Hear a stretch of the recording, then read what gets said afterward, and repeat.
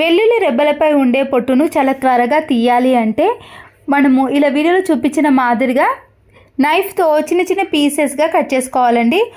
మనము ఒక్కొక్కసారి కేజీల చొప్పున వెల్లుల్లి రెబ్బలపై ఉండే పొట్టును తీయాలంటే మన చేతులు అనేవి నొప్పి పెడతాయి కదా. అలాంటి ఇబ్బంది ఏదీ లేకుండా ఇలా ముందుగానే మనము వెల్లుల్లి రెబ్బలను చిన్న చిన్న పీసెస్గా కట్ చేసుకోవాలి.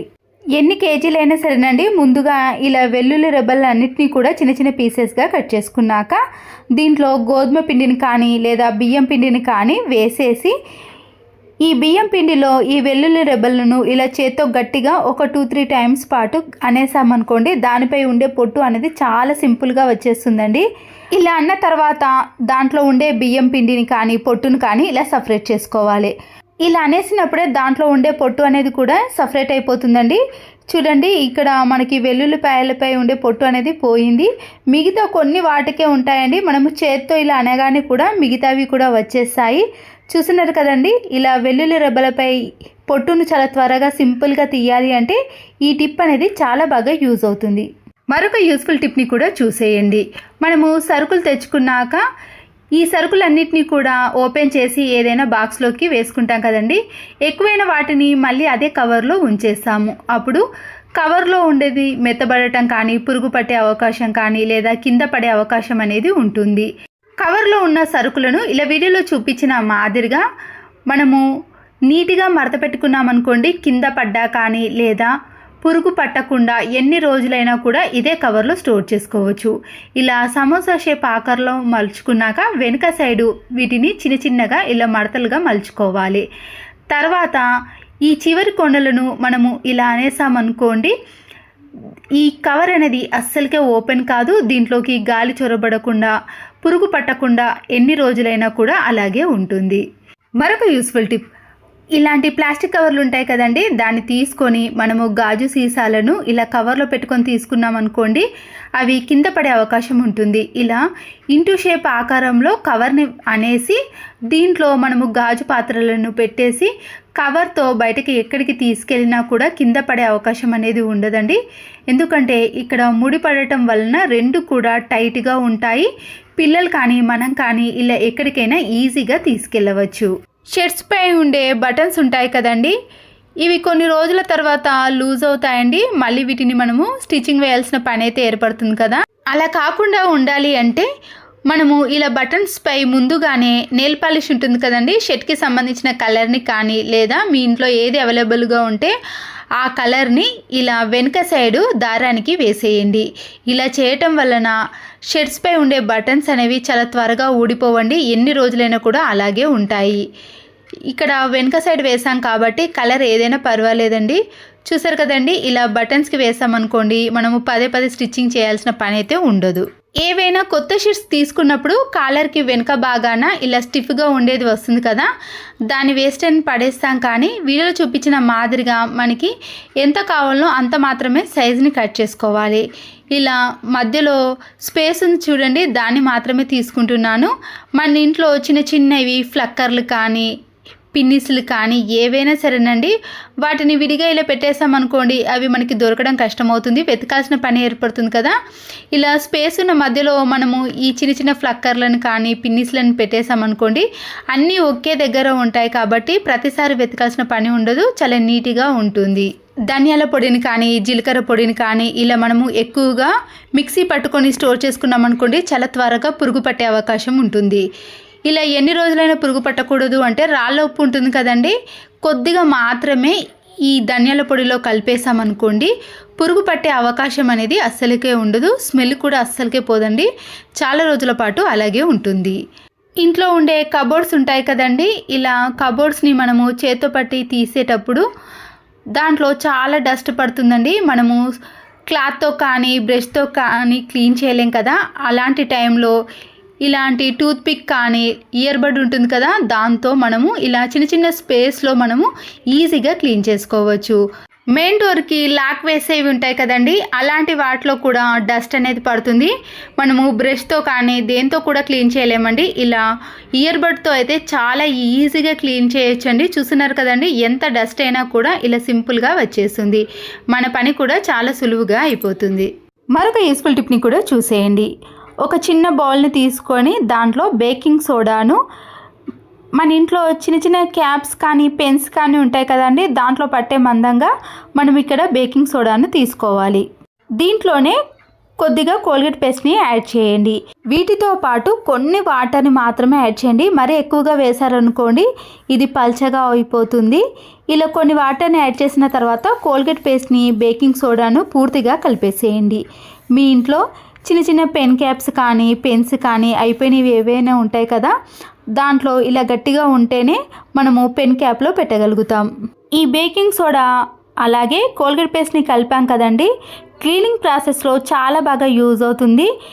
ఇలా క్యాప్ను గట్టిగా అనేసామనుకోండి కింది వరకు కూడా వెళ్ళి మనకు మొత్తం కూడా క్యాప్ నిండా కూడా పెట్టేసుకోవచ్చు. ఇలా పూర్తిగా పెట్టేసిన తర్వాత చిన్న ప్లాస్టిక్ కవర్లు ఉంటాయి కదండి, ఆ కవర్ని ఇలా క్యాప్కి పెట్టేసి ఒక రబ్బర్ బ్యాండ్ను కానీ లేదా ఒక దారాన్ని కానీ చుట్టేసేయండి.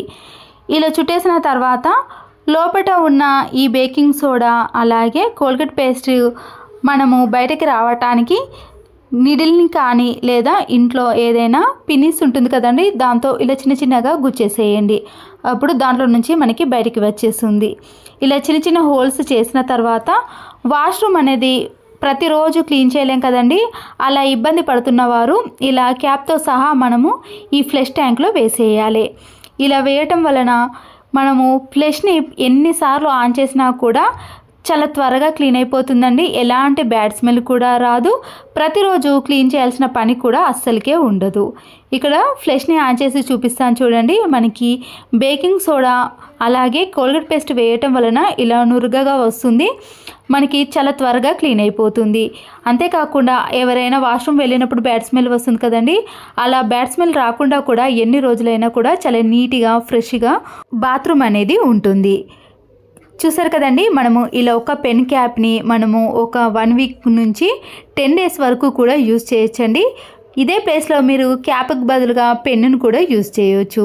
మనము ఫ్లవర్స్ని ఇలా ఎక్కువగా తెచ్చుకున్నప్పుడు కానీ లేదా డైలీ దేవునికి పెట్టేటప్పుడు ఫ్లవర్స్ అనేవి రెక్కలు రాలకుండా త్వరగా పాడవకుండా ఉండాలి అంటే కవర్లో కానీ బాక్స్లో కానీ ఎలా స్టోర్ చేసుకున్నా కూడా ఒక టిష్యూ పేపర్ని ఇలా ఫ్లవర్స్ పైన భాగంలో అలాగే కింద కవర్ యొక్క అడుగు భాగాన కూడా పేర్చాలండి. ఇలా చేయటం వలన టిష్యూ పేపర్ అనేది అడుగు భాగాన పైన ఉన్న వాటర్ను మొత్తం పీల్చుకోవటం వలన రెక్కలు అనేవి అస్సలకే రాలిపోవు. చాలా రోజుల పాటు ఫ్రెష్గా స్టోర్ చేసుకోవచ్చు. మరొక టిప్, బూస్ట్ ప్యాకెట్ కానీ ఏవైనా పొళ్ళు ఉంటాయి కదండి, ఇలాంటి చిన్న చిన్న మసాలాల ప్యాకెట్లను మనం అలాగే పెట్టేసామనుకోండి అవి త్వరగా పాడైపోతాయి. బూస్ట్ ప్యాకెట్ని మనము ముందుగా ఎక్కడి వరకు అయితే కట్ చేసామో అక్కడనే మరొకసారి కింది భాగానే కట్ చేసుకోవాలి. తర్వాత పైన ఇలా చిన్నగా ఫోల్డ్ చేసుకోవాలండి. ఎక్కడి వరకు ఉందో పొడిని అక్కడి వరకు కానీ లేదా ఇలా పూర్తిగా ఫోల్డ్ చేసుకున్నాక మనం కట్ చేసుకుంది కదండి దాన్ని మాత్రం ఇలా మనము ఫోల్డ్ చేసిన దానికి పెట్టేసేయాలి. ఇలా చేశారనుకోండి బూస్ట్ అనేది గడ్డ కట్టకుండా పాడు కాకుండా మసాలాలు కానీ ఎలాంటి పొళ్ళైనా సరేనండి కింద పడ్డా కూడా దాంట్లో నుంచి బయటికి రాకుండా ఎన్ని రోజులైనా కూడా మనము స్టోర్ చేసుకోవచ్చు. మునక్కాడలను తీసుకొచ్చి ఫ్రిడ్జ్లో అలాగే పెట్టేస్తామనుకోండి త్వరగా పాడైపోతాయి. దానిపై ఉండే పొట్టును తీసుకొని ఇలా చిన్న చిన్న పీసెస్గా కట్ చేసుకున్నాక అయిపోయిన ఖాళీ ఆయిల్ ప్యాకెట్స్ ఉంటాయి కదండి దాన్ని పడేయకుండా ఇందులో ఎంతో కొద్దిగా ఆయిల్ అనేది ఉంటుంది కదా, మనం ఇలా పొట్టు తీసిన మునక్కాడలన్నీ కూడా వేసేసి ఈ ఆయిల్ ప్యాకెట్లో కొద్దిగా షేక్ చేయాలి. అప్పుడు వాటికి ఆయిల్ అంటడం వలన ఎక్కువ రోజులు అనేవి స్టోర్ చేసుకోవచ్చు, అస్సలకే పాడవకుండా ఉంటాయి. ఇక్కడ వాటర్ క్యాన్స్ చూసారు కదండి ఎంత డస్ట్ పట్టిందో. అంతేకాకుండా లోపల కొద్దిగా పాకురుగా కూడా తయారవుతుందండి వాటర్ ఎక్కువగా ఉండటం వలన. మనము నీట్గా క్లీన్ చేసుకోవాలి అంటే దీంట్లో రాళ్ళ ఉప్పు ఉంటుంది కదండి, సన్నుప్పు కంటే రాళ్ళ ఉప్పుతోటే క్లీన్ ఎక్కువ అవుతుందండి. తర్వాత మీ ఇంట్లో ఉండే వాషింగ్ మిషన్ లిక్విడ్ కానీ సర్ఫ్ని కానీ ఏదైనా యూస్ చేయొచ్చండి. వీటితో పాటు కోల్గేట్ పేస్ట్ను కూడా కొద్దిగా యాడ్ చేయండి. వాటర్ క్యాన్లో ఉండే బ్యాడ్ స్మెల్ అనేది పూర్తిగా పోతుంది. ఒకవేళ మీరు కోల్గేట్ పేస్ట్కి బదులుగా వంట సోడా అయినా యూజ్ చేయొచ్చు. ఇక్కడ నేను కూల్ వాటర్ని కాకుండా హాట్ వాటర్ని వేస్తున్నాను. ఇప్పుడు క్యాప్ను పెట్టేసి ఒక 4-5 టైమ్స్ అనేది మనము బాటిల్ని బాగా షేక్ చేయాలండి. ఇలా కిందకు మీదకు బాగా ఎన్నిసార్లు మనం వీలైతే అన్నిసార్లు ఇలా షేక్ చేసామనుకోండి పైన ఉన్న డస్ట్ కానీ కింద ఉన్న మురికి కానీ ఏదైనా పూర్తిగా వచ్చేస్తుంది. హాట్ వాటర్ను సాల్ట్ను కొద్దిగా కోల్గేట్ పేస్ట్ వేయటం వలన చాలా త్వరగా క్లీన్ అయిపోతుందండి. పదే పదే కూడా క్లీన్ చేయాల్సిన పని లేదు. చూసారు కదండి ఇంతకు ముందు దానికి ఇప్పటికీ ఎంత నీట్గా కనబడుతుందో. ఎక్కడ కూడా మీకు పాకురు కానీ బ్యాడ్ స్మెల్ కానీ ఎలాంటి మురికి అయినా ఈజీగా పోగొట్టాలి అంటే ఈ టిప్ అనేది ఫాలో అవ్వండి. ఇక్కడ డస్టర్ని చూసారు కదండి, నేను కొద్దిగా తడిపేశాను. పూర్తిగా వాటర్ అనేవి అందులో లేవు, కొద్దిగా తడి అనేది ఉంది కదా. మన ఇంట్లో కబోర్డ్స్ అనేవి ఇలా మురికి పట్టినప్పుడు డస్టర్తో క్లీన్ చేసామనుకోండి చాలా నీట్గా అవుతుంది. మళ్ళీ క్లాత్ని క్లీన్ చేయాల్సిన పని ఉండదండి. క్లాత్ కంటే డస్టర్ని మనం ఇలా 2 విధాలుగా ఎన్నిసార్లు అయినా క్లీన్ చేయడానికి యూజ్ చేసుకోవచ్చు. మళ్ళీ వాటర్తో దానికి ఉండే మురికిని తీసేసి మళ్ళీ క్లీన్ చేసుకోవడానికి కూడా అవకాశం ఉంటుందండి. క్లాత్ని కంటే ఇలా డస్టర్ని యూజ్ చేసి చూడండి, ఇంట్లో ఉండే కబోర్డ్స్ అనేవి నీట్గా ఉంటాయి. అంతేకాకుండా నేను ఫ్రిడ్జ్ యొక్క స్విచ్ బోర్డ్ని కూడా బందేసి ఇలా ఫ్రిడ్జ్ని కూడా డస్టర్తో నీట్గా క్లీన్ చేసుకున్నానండి. దానిపై ఉండే మరకలు కూడా ఈజీగానే తొలగిపోయాయి. మరొక యూస్ఫుల్ టిప్, దోమలు ఎక్కువగా ఉన్నప్పుడు మనము ఆల్అవుట్ వేసాం కదండి, కానీ ఆ స్మెల్ అనేది అందరికీ పడదు కదా. దానిపైన మనము కర్పూరం బిళ్ళను పెట్టామనుకోండి, బ్యాడ్ స్మెల్ అనేది రాకుండా మంచి వాసన అనేది వస్తుంది.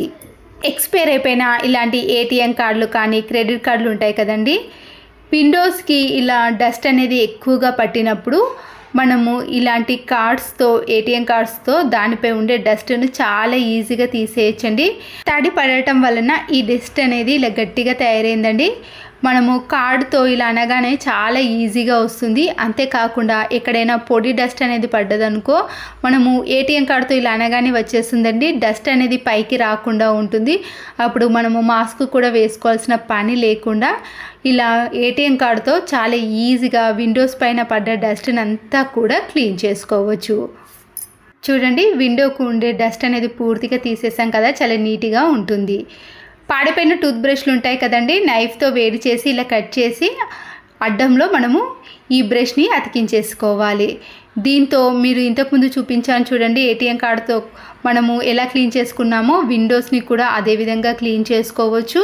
ఇలాంటి చిన్న చిన్న ప్లేస్లో మనము క్లాత్తో క్లీన్ చేయలేం కదండి, ఇలాంటి బ్రష్తో అక్కడ ఉండే బూజుని కానీ డస్ట్ని కానీ చాలా ఈజీగా క్లీన్ చేసుకోవచ్చు. స్పేస్ తక్కువగా ఉన్న ప్లేస్లో ఇలాంటి బ్రష్తో క్లీన్ చేసుకునే అవకాశం అనేది ఉంటుందండి. దీన్ని చాలా రకాలుగా యూజ్ చేయొచ్చు.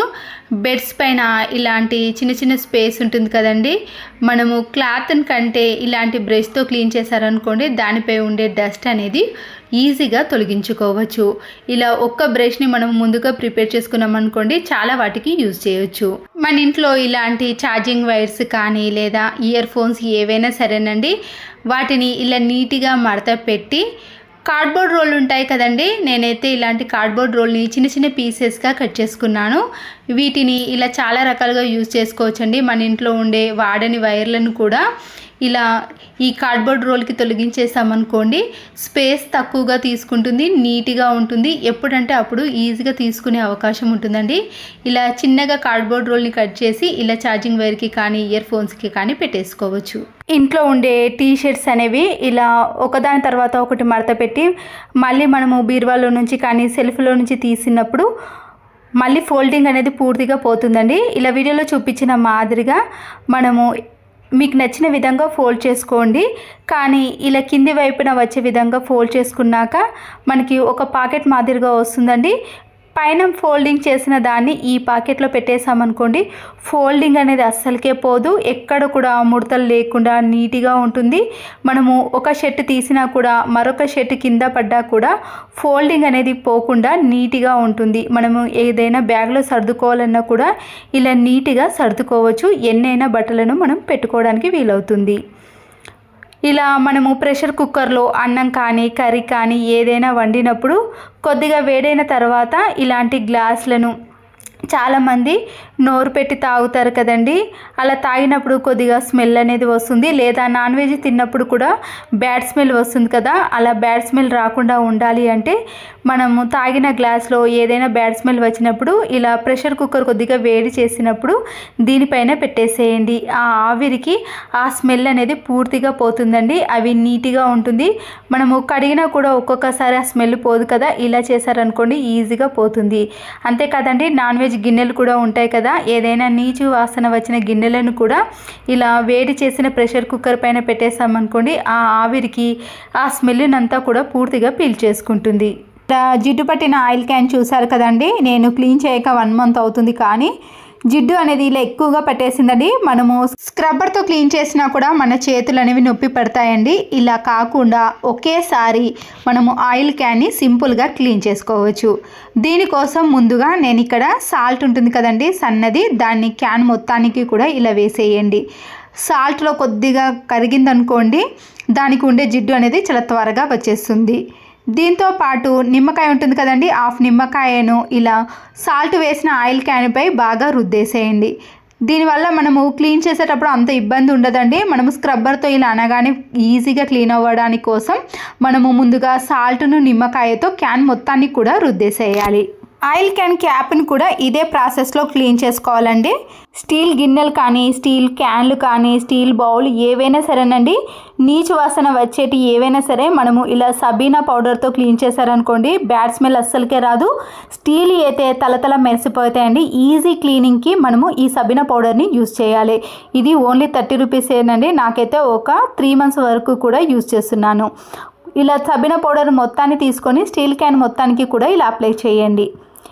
ఇలా పూర్తిగా అప్లై చేసిన తర్వాతే మనము స్క్రబ్బర్ని తీసుకొని ఆయిల్ క్యాన్ మొత్తాన్ని కూడా క్లీన్ చేసుకోవాలి. ఇలా చేయటం వల్లనే దానిపై ఉండే జిడ్డు అనేది చాలా ఈజీగా క్లీన్ అయిపోతుంది. పదే పదే రుద్ది క్లీన్ చేయాల్సిన పని ఉండదండి. నేనైతే ఇక్కడ ఒకేసారి స్క్రబ్బర్తో ఇలా ఆయిల్ క్యాన్ మొత్తాన్ని కూడా క్లీన్ చేసుకున్నాను. తర్వాత వాటర్తో క్లీన్ చేశాక చూడండి, మీకు ఎక్కడ కూడా జిడ్డు మరకలు కానీ ఆయిల్ మరకలు కానీ అస్సలకే అంటుకోకుండా ఉంటాయి, కనిపించదండి, అంత నీట్గా తయారవుతుంది. ఇప్పుడు చూడండి ఆయిల్ క్యాన్ అనేది ఎంత నీట్గా షైనింగ్లోకి వచ్చిందో. కింద కూడా జిడ్డు మరకలు ఎక్కువగా ఉండే కదండి, ఇలా ఒక్కసారి స్క్రబ్బర్తో అనగానే ఆయిల్ క్యాన్కి జిడ్డు ఉండే పూర్తిగా పోయింది. ఇప్పుడు మనము ఆయిల్ క్యాన్ లోపల కూడా కొద్దిగా సబీనా పౌడర్ని నిమ్మకాయను వేసేసి ఇలా 2-3 times అనేసామనుకోండి లోపల కూడా పూర్తిగా క్లీన్ అయిపోతుంది. 2 నిమిషాలలో ఆయిల్ క్యాన్ని ఇలా పూర్తిగా నీట్గా క్లీన్ చేసుకోవచ్చండి. ఎంత జిడ్డు పట్టిన ఆయిల్ క్యాన్ అయినా క్లీన్ చేసుకోవాలంటే ఈ టిప్ సహాయంతో క్లీన్ చేసుకోండి. నచ్చితే తప్పకుండా లైక్ చేయండి. మరొక యూస్ఫుల్ టిప్, ఎండు కొబ్బరిని మనము ఇలా ఎక్కువ క్వాంటిటీ తీసుకున్నప్పుడు దీంతో తురుముతాం కదండి, చాలా టైం తీసుకుంటుందండి. అలా కాకుండా చూసారు కదా మన చేతులు కూడా నొప్పి పెడతాయి, ఇలా గట్టిగా తురిమే పని అయితే ఉంటుంది కదా. అలా కాకుండా మనము ఎప్పుడైతే తురమాలనుకుంటున్నామో ఆ టైంలో ఇలా కొబ్బరికి కొద్దిగా ఎండు కొబ్బరికి నీళ్ళను అప్లై చేయండి. ఇలా మనము ఎన్ని కొబ్బరిలైనా సరేనండి తురమాలన్నప్పుడు నేనైతే ఇక్కడ ఒక్క కొబ్బరిని చూపిస్తున్నాను చూడండి. వాటర్ మొత్తాన్ని కూడా ఇలా అప్లై చేసిన తర్వాత ఒక 5 to 10 minutes పాటు ఫ్రిడ్జ్లో పెట్టేసేయండి. ఇలా ఫ్రిడ్జ్లో పెట్టిన తర్వాత మీరు 10 minutes తర్వాత ఫ్రిడ్జ్లోకి వెళ్ళి తీసినానండి. ఇప్పుడు నేను దీంతో తురుముతున్నాను చూడండి, చాలా ఈజీగా తురిమేసుకోవచ్చు. మన చేతులు కూడా అస్సలకి నొప్పి పెట్టేయండి. మనకి ఇలా చాలా సన్నగా తురుము అనేది వస్తుంది. మన పని కూడా చాలా సులువుగా అయిపోతుందండి. మనము గట్టిగా ఉన్న వాటిని తురుముకోవాలంటే చాలా టైం పడుతుంది, కానీ ఇలా ఫ్రిడ్జ్లో పెట్టి తురిమేశారనుకోండి చాలా తక్కువ టైంలో ఎన్ని ఎండు కొబ్బరిలైనా తురుముకోవచ్చు. మరొక యూస్ఫుల్ టిప్ని కూడా చూసేయండి. వైట్ వెనిగర్ కానీ చిల్లీ వెనిగర్ ఏదైనా సరేనండి, మీరు ఏ వెనిగర్ని తీసుకున్నా సరే కానీ మనము కొత్త బట్టలు కానీ ఏవైనా బెడ్షీట్స్ కానీ నానబెట్టేటప్పుడు కొద్దిగా స్మెల్ అనేది వస్తుందండి. అలా బ్యాడ్ స్మెల్ రాకుండా ఉండాలంటే మనము నానబెట్టిన బెడ్షీట్లో కానీ లేదా కొత్త శారీస్ కొత్త డ్రెస్సులు ఏవైనా సరే దాంట్లో కొద్దిగా వెనిగర్ని వేసేయండి. ఇలా వేయటం వలన స్మెల్ రాకుండా ఉంటుంది, క్లీన్ అవ్వడం కూడా చాలా ఈజీగా క్లీన్ అయిపోతాయి. పండగలకు కానీ ఫంక్షన్స్కి కానీ లేదా ఏదైనా దేవుని పటాల దగ్గర ఇలా వెండి వస్తువులు యూజ్ చేసినప్పుడు దాని షైనింగ్ అనేది తగ్గిపోతుంది, మళ్ళీ కలర్ అనేది చేంజ్ అయిపోతుందండి. క్లీన్ చేసిన తర్వాత వాటి కలర్ అనేది చేంజ్ కాకుండా దాంట్లో ఉండే తేమను ఈజీగా తీసేయాలన్నప్పుడు ఒక శుద్ధ ముక్కనంటే చాక్ పీస్ని వేసేసి పెట్టేశారనుకోండి, అవి కలర్ చేంజ్ కాకుండా ఉంటాయి, మళ్ళీ తేమను కూడా పూర్తిగా పీల్చేస్తుంది. ఎగ్స్ని ఇలా ఎక్కువగా తీసుకున్నప్పుడు మనము ముందు తెచ్చుకున్న వాటికి తర్వాత తెచ్చుకున్న వాటికి తేడా తెలవాలి అంటే ఇక్కడ మన గుడ్డు పెంకు ఉంది కదండి, అవి కొత్త దానిలా షైనింగ్లో కనిపించాయి అనుకోండి, మనము ఇవి నిల్వ చేసినవి కావండి, ఎక్కువ రోజులు యూజ్ చేసినవి కావన్నట్టు మనము ఇంతకు ముందే తెచ్చుకున్న ఎగ్స్ అని అనుకోవాలి. గుడ్డు పెంకు అనేది షైనింగ్ తగ్గటం కానీ లేదా ఇలా కొద్దిగా నలుపు రంగులోకి రావటం జరిగిందనుకోండి, అవి నిల్వ చేసిన ఎగ్స్ అని గుర్తుపెట్టుకోవాలి. వెడల్పైన ఒక ప్లేట్ని తీసుకోవాలండి. మన ఇంట్లో ఉండే చెక్క గరిటెలు కానీ స్పూన్లు కానీ ఏవైనా సరేనండి, అవి కొద్దిగా స్మెల్ కానీ లేదా నీట్గా అనిపించినప్పుడు దానిపై కొద్దిగా వెనిగర్ని వేసి ఒక 10 మినిట్స్ పాటు అలాగే ఉంచేసేయండి. ఇలా చేశారనుకోండి దాంట్లో స్మెల్ రాకుండా ఉంటాయి, మనము వాడుకోవటం కూడా చాలా సులువుగా ఉంటుందండి. ఇలా ఒక 3-4 మంత్స్ వరకు కూడా మనకి స్మెల్ అనేది రాకుండా ఉంటాయి. వెనిగర్లో ఇలా వేసేసి ఒక 10 మినిట్స్ పాటు పక్కన ఉంచేసి మరి ఫ్రెష్ వాటర్తో క్లీన్ చేయాలి. నిమ్మకాయలను మనము ఫ్రిడ్జ్లో తీసిన వెంటనే కట్ చేసి రసం తీయకూడదండి, ఎందుకంటే రసం అనేది చాలా తక్కువగా వస్తుంది. గోరువెచ్చని వాటర్లో కానీ హాట్ వాటర్లో నిమ్మకాయని వేసిన తర్వాత రసం తీసారనుకోండి చాలా ఎక్కువ మోతాదులో వస్తుంది. మరొక టిప్, ఇలాంటి షాపింగ్ మాల్ బ్యాగ్స్ కానీ కవర్స్ ఉంటాయండి, మనము ఇలాగే పెట్టేసామనుకోండి స్పేస్ అనేది చాలా ఎక్కువగా తీసుకుంటుంది. వీడియోలో చూపించిన మాదిరిగా ఇలా 2గా ఫోల్డ్ చేసుకోవాలి. ఇలా ఒక దగ్గరికి ఫోల్డ్ చేసుకున్న తర్వాత కింది నుంచి మడతలుగా మలుచుకోవాలి. ఇలా పూర్తిగా మలుచుకున్న తర్వాత దాని నాడులు ఉన్నాయి కదండి, వాటిని ఇలా మడుచుకున్న దానికి పెట్టేసేయండి. ఇలా చేయటం వలన ఫోల్డింగ్ అనేది అస్సలకే పోకుండా ఉంటుంది, నీట్గా ఉంటుందండి. మనం ఎక్కడికైనా ఇలా చేతిలో పట్టుకొని తీసుకెళ్ళవచ్చు. ఒకటి తీసినా కూడా మరొకటి అనేది అస్సలకే పడిపోకుండా ఉంటాయి. లేదంటే ఇలా మరొక ఫోల్డింగ్ చూపిస్తున్నాను చూడండి. నుంచి ఇలా ఫోల్డింగ్ చేసిన తర్వాత పైన ప్యాకెట్ మాదిరిగా వస్తుందండి, ఆ ఫోల్డింగ్లో ఇలా పెట్టేశారనుకోండి ఇలా కూడా నీట్గా కనబడుతుంది. ఎన్ని బ్యాగులైనా ఇలా నీట్గా మడత పెట్టుకొని మనం ఎక్కడికైనా తీసుకెళ్ళవచ్చు. మనము హ్యాండ్ బ్యాగ్లో కానీ ఎక్కడైనా సరేనండి, స్పేస్ చాలా తక్కువగా తీసుకోవాలంటే ఇలా ఫోల్డింగ్ చేసుకోవచ్చు. మనము ఎప్పుడైనా బ్యాంగిల్స్ వేసుకోవాలి అంటే చిన్న సైజు కానీ లేదా బ్యాంగిల్స్ వేసుకున్నప్పుడు ఒక్కొక్కసారి చేతికి క్రాక్స్ అనేది పడుతూ ఉంటుందండి, భయం అయితే ఉంటుంది కదా.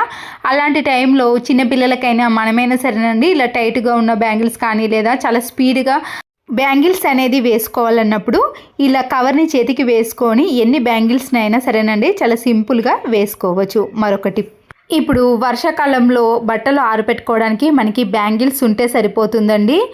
ఎక్కడికైనా బయటికి ఆఫీస్కి వెళ్ళే వాళ్ళు కానీ డ్యూటీ చేసే వాళ్ళు ఉంటారు కదండి, మనము బయట ఆరబెట్టుకున్నాం అనుకోండి ఎప్పుడు వర్షం పడేది కూడా తెలియదు. ఆఫీస్ నుండి తిరిగి వచ్చేసరికి కూడా బట్టలు అనేవి పూర్తిగా తడిసిపోతాయి కదా, అలాంటి వారికి కూడా ఈ టిప్ అనేది చాలా బాగా యూజ్ అవుతుందండి. బ్యాంగిల్స్ని ఇలా పగిలే బ్యాంగిల్స్ కాకుండా మనం యూజ్ చేయని కానీ పడేసే బ్యాంగిల్స్ ఉంటాయి కదండి, నేను వాటిని తీసుకున్నాను. ఇలా 2 హ్యాంగర్లను తీసుకొని మనము ఈ బ్యాంగిల్స్ని ఇలా హ్యాంగర్స్కి పెట్టేసేయాలి.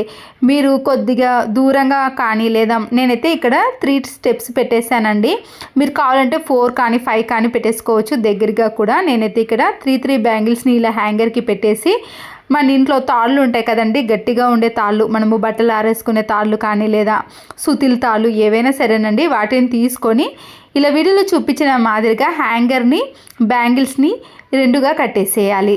ఇప్పుడు బట్టలను ఆరబెట్టుకోవడానికి పొడవైన తాళ్ళు ఉంటాయి కదండి, వాటిని కూడా తీసుకొని ఈ బ్యాంగిల్స్కి ఇలా చివరన రెండింటిని కూడా కట్టేసేయండి. ఇంట్లో మేకులు కానీ లేదా ఎక్కడ హోల్ చేయాల్సిన పని లేదండి. ఇలా హ్యాంగర్ని మనము విండోస్కి కానీ లేదా కర్టెన్ వేసే రాడ్ ఉంటుంది కదండి దానికి వేసేయాలి. చూడండి ఇక్కడ కూడా నేను ఇలా హ్యాంగర్కి వేసేసానండి. మనము ఎన్ని బట్టలు ఆరబెట్టుకున్నా కూడా కింద పడే అవకాశం అనేది ఉండదు, హోల్స్ చేయాల్సిన పని కూడా లేదండి. చూసారు కదండి, నేనైతే ఇక్కడ 3 తాళ్ళు కూడా కట్టేసి దానిపైన ఇలా బట్టలను ఆరబెట్టేసుకున్నాను. చిన్నపిల్లలు ఉన్న వాళ్ళు కానీ లేదా ఆఫీస్కి బయటకి ఎక్కడికైనా వెళ్ళే వాళ్ళు ఇలా బట్టలు ఆరనప్పుడు మనం ఇంట్లోనే ఇలా బ్యాంగిల్స్ అలాగే హ్యాంగర్ సహాయంతో బట్టలన్నింటినీ కూడా ఇంట్లోనే చాలా ఈజీగా ఆరబెట్టేసుకోవచ్చు. బట్టలు ఎక్కువగా ఉన్నవారు 3 తాళ్ళే కాదండి, మీరు ఇక్కడ 5 తాళ్ళను కూడా కట్టుకొని ఎన్ని బట్టలైనా ఆరబెట్టుకోవచ్చు. చూడండి ఇలా సింపుల్గా మనము వర్షాకాలంలో బట్టలు ఆరనప్పుడు ఈ టిప్ అనేది చాలా బాగా యూజ్ అవుతుంది. ఈ టిప్స్ అన్ని నచ్చితే తప్పకుండా ఒక లైక్ చేసి మీ ఫ్రెండ్స్కి కానీ రిలేటివ్స్కి షేర్ చేయండి. ఇలాంటి మరెన్నో టిప్స్ కోసం నా ఛానల్ని ఇప్పుడే సబ్స్క్రైబ్ చేసుకోండి. Please subscribe Siri cooking and vlogs. Thanks for watching.